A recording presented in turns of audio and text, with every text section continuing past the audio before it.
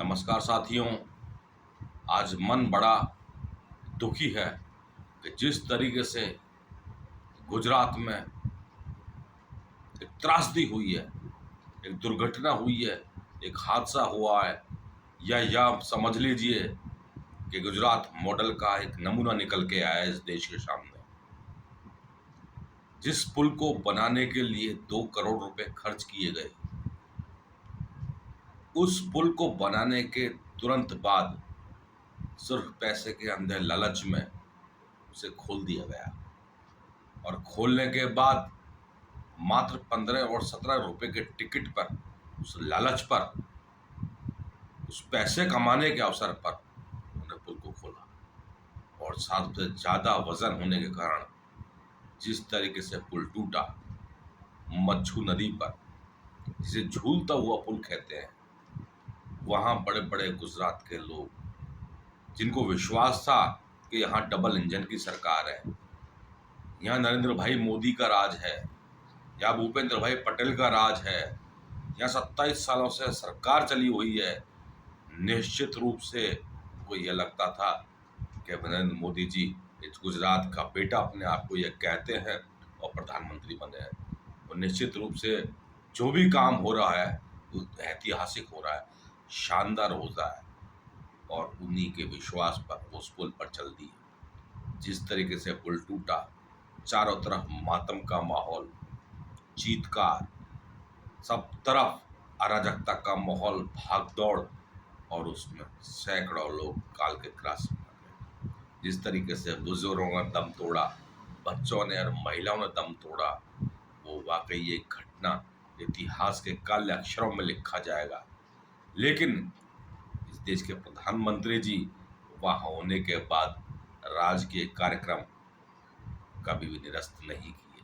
क्योंकि उन्हें गुजरात की चिंता नहीं थी। जिनकी विभत्स मृत्यु हुई है, जिन दोषी लोगों के कारण मृत्यु हुई है, जिस सरकार के कारण मृत्यु हुई है, उनको दोषी न ठहराकर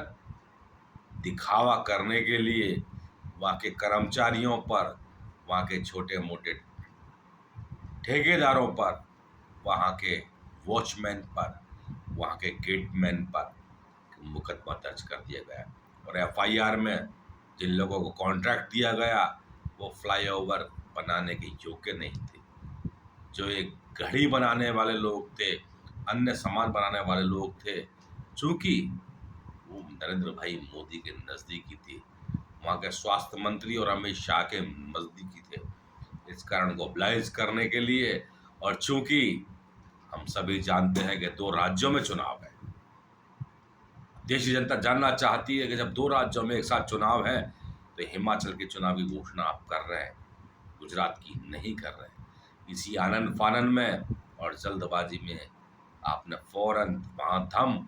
फटाफट चलान नाश कर दिए, खोलने के आदेश दे दिए। आज तक कोई गिरफ्तारी नहीं हुई है।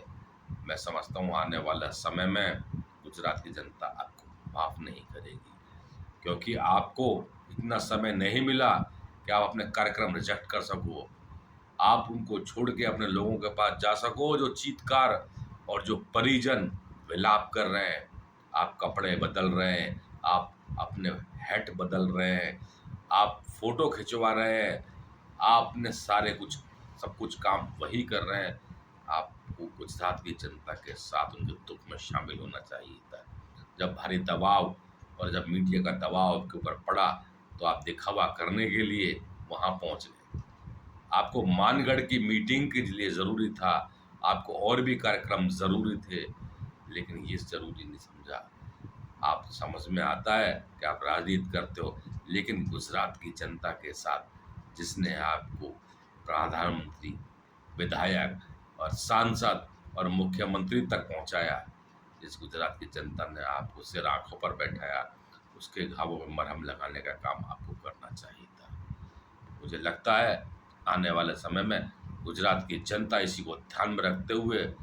आपको निश्चित रूप से वो घर बिठाने का काम करेगी।